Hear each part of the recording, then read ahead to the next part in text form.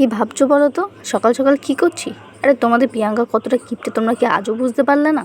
তো কোলগেট শেষ হয়ে গেছিলো, তাই একটু ওই কেটে তারপর আমি সেটাকে ইউজ করছি। কি করব, জুগাড়ু না আমি, তাই যাই হোক।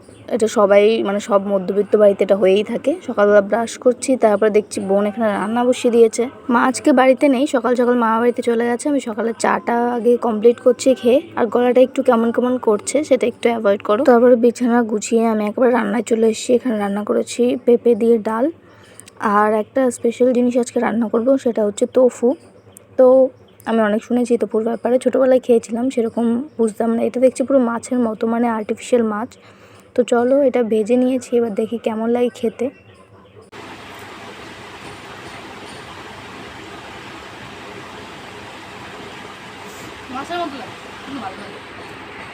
কি শুনলে তো রিভিউটা? তোমরা কে কে টোফু খেয়েছো আমাকে জানিও। এটা স্পেশালি মাছের মতো লাগছে, আর যারা নিরামিষ খায় তারা এইগুলো খায়।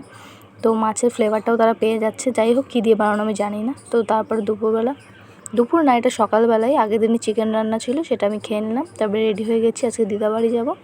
সেদিন ছিল আমার দাদুর শ্রাদ্ধ, কিন্তু ফুল ভিডিও আমি করতে পারিনি কিছু প্রবলেমের কারণে। কারোর ইচ্ছেও করেনি, কি করব।